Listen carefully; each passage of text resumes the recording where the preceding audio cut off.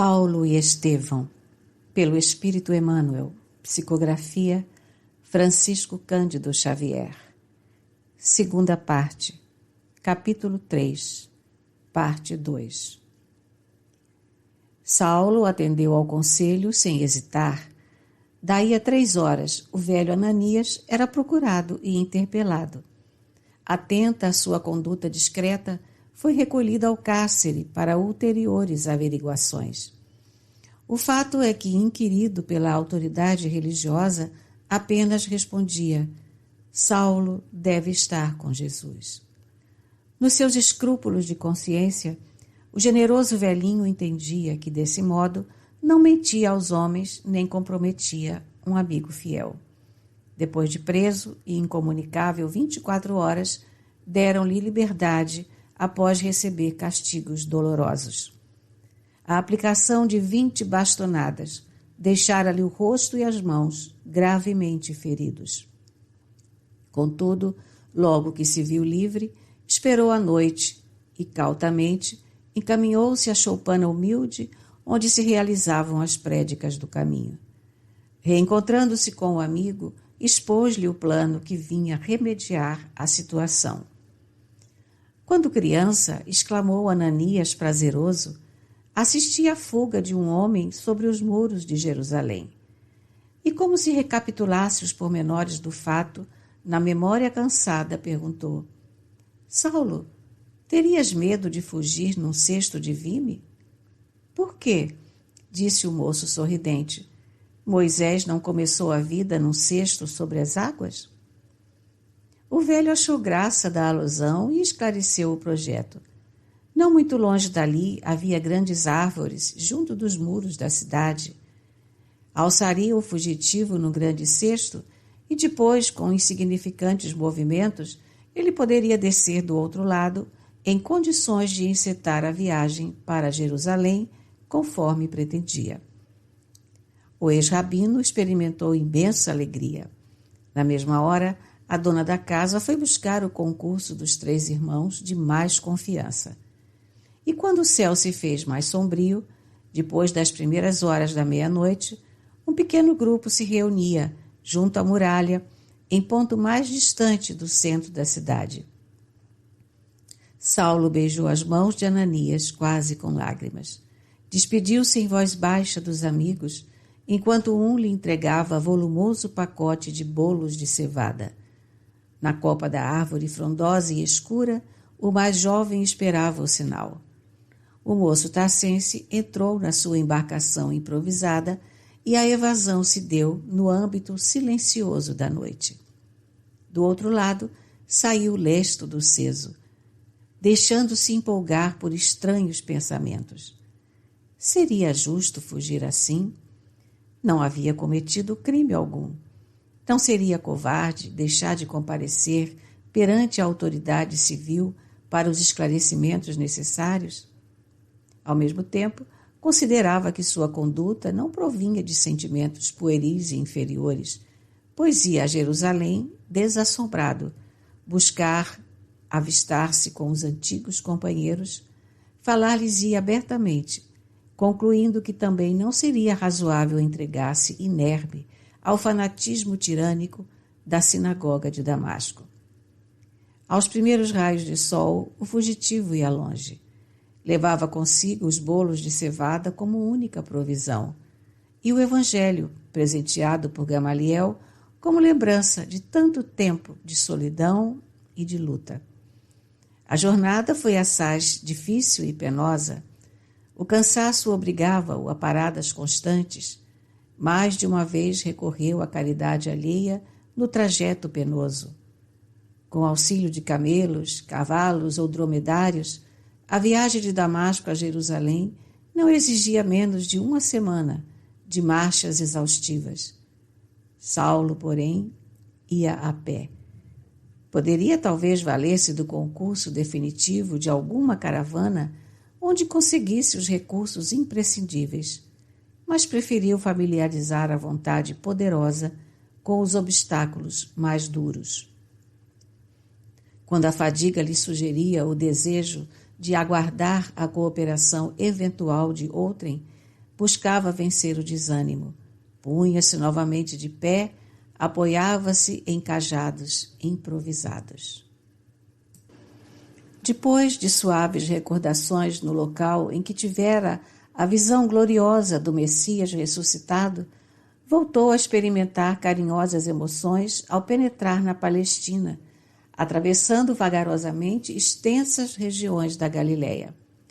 Fazia questão de conhecer o teatro das primeiras lutas do Mestre, identificar-se com as paisagens mais queridas, visitar Cafarnaum e Nazaré, ouvir a palavra dos filhos da região. Naquele tempo, já o ardoroso apóstolo dos gentios desejava inteirar-se de todos os fatos referentes à vida de Jesus. Ansiava por coordená-los com segurança, de maneira a legar aos irmãos em humanidade o melhor repositório de informações sobre o emissário divino. Quando chegou a Cafarnaum, um crepúsculo de ouro entornava maravilhas de luz na bucólica paisagem. O ex-rabino desceu religiosamente às margens do lago, embebeu-se na contemplação das águas marulhosas, pensando em Jesus, no poder do seu amor, chorou, dominado por singular emoção. Queria ter sido pescador humilde para captar os ensinamentos sublimes na fonte de suas palavras generosas e imortais. Por 2 dias ali permaneceu em suave embevecimento. Sem revelar-se, procurou Levi, que o recebeu de boa vontade. Mostrou-lhe sua dedicação e conhecimento do Evangelho, falou da oportunidade de suas anotações. O filho de Alfeu alegrou-se ao contágio daquela palavra inteligente e confortadora. Saulo viveu em Cafarnaum horas deliciosas para o seu espírito emotivo. Fora o local das pregações do Mestre. Mais adiante, a casinha de Simão Pedro. Além, a coletoria onde o Mestre fora chamar Levi para o desempenho de importante papel entre os apóstolos. Abraçou homens fortes da localidade que tinham sido cegos e leprosos, curados pelas mãos misericordiosas do Messias. Foi a Dalmanuta, onde conheceu Madalena. Enriqueceu o mundo impressalvo de suas observações, colhendo informes inéditos. Daí a dias, depois de repousar em Nazaré, ei-lo às portas da cidade santa dos israelitas, extenuado de fadiga, das caminhadas penosas, das noites de vigília, cujos sofrimentos muita vez lhe pareceram sem fim.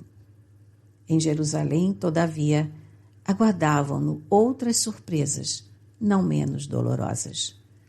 Estava empolgado por ansiosas interrogações. Não mais tivera notícia dos pais, dos amigos, da irmã carinhosa, dos familiares sempre vivos na sua retentiva. Como o receberiam os companheiros mais sinceros?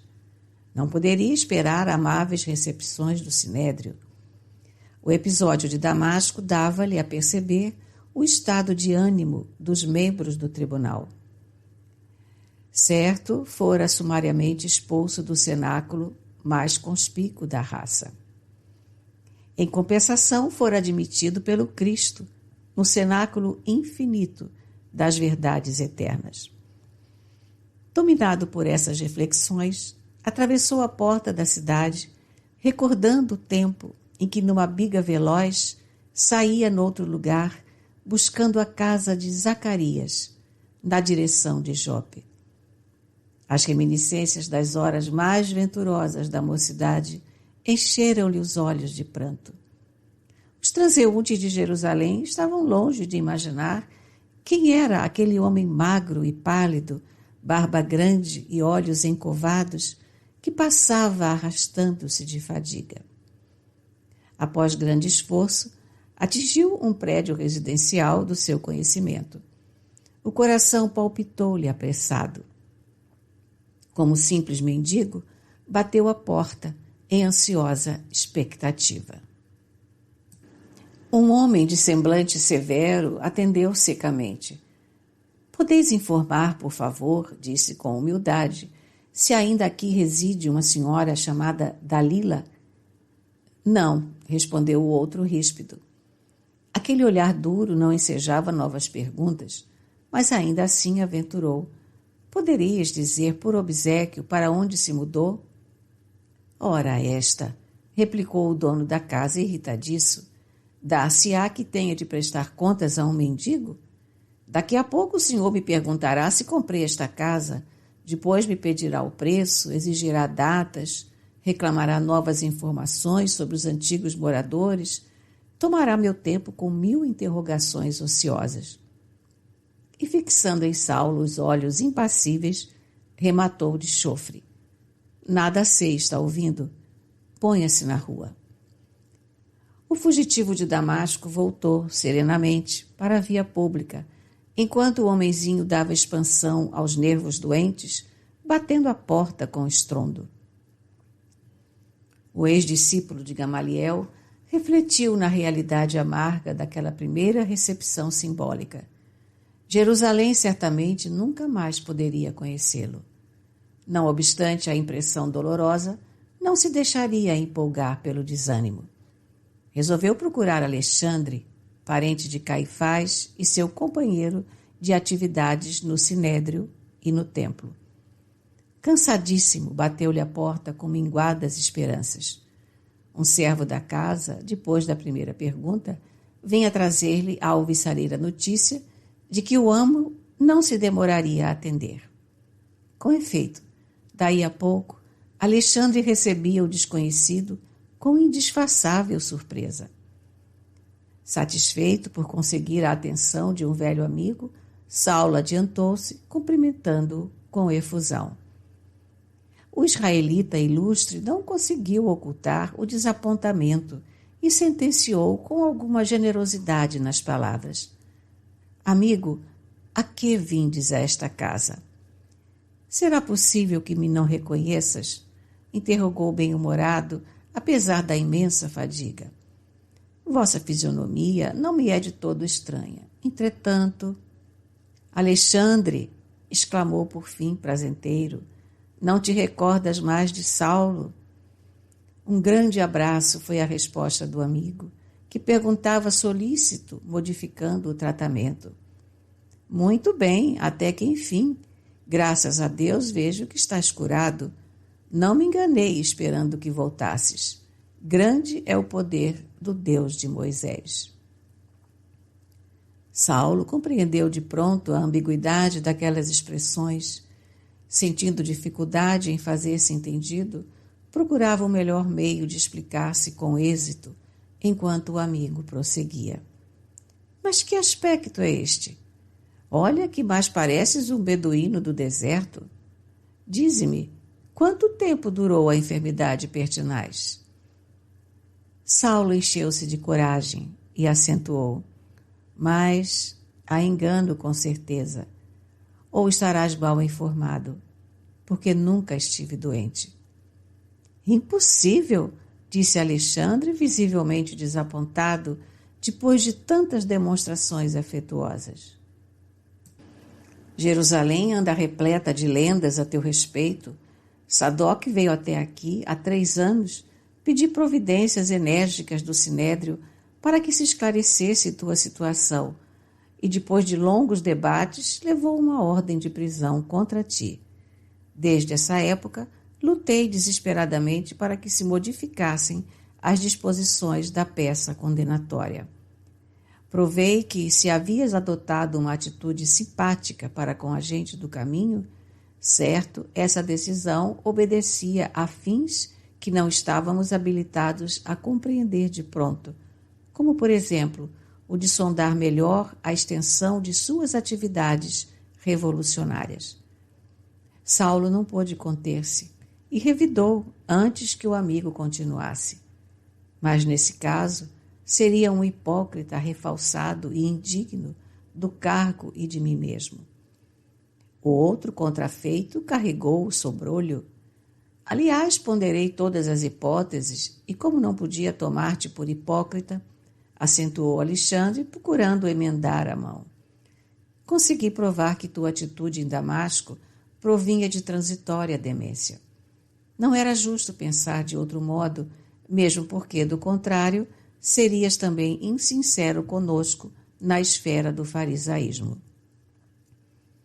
O ex-rabino sentiu a delicadeza do impasse. Havia renovado as concepções religiosas, mas estava diante de um amigo. Quando muitos o abandonavam, aquele o recebia fraternalmente. Era necessário não magoá-lo. Todavia, era impossível mascarar a verdade. Sentiu os olhos úmidos. Impunha-se-lhe testemunhar o Cristo a qualquer preço, embora tivesse de perder as maiores afeições do mundo. Alexandre, disse humildemente, é verdade que iniciei o grande movimento de perseguição ao caminho, mas agora é indispensável confessar que me enganei. Os apóstolos galileus têm razão. Estamos no limiar de grandes transformações. Às portas de Damasco, Jesus me apareceu na sua gloriosa ressurreição e exortou-me ao serviço do seu evangelho de amor. A palavra saía-lhe tímida, lavada no desejo de não ferir as crenças do amigo, que, não obstante, deixava transparecer profunda decepção no rosto lívido. Não diga tais absurdos, exclamou irônico e sorridente. Desgraçadamente, vejo que o mal continua minando-te as forças físicas e mentais. A sinagoga de Damasco tinha razão. Se não te conhecesse da infância, dar-te-ia agora o título de blasfemo e desertor.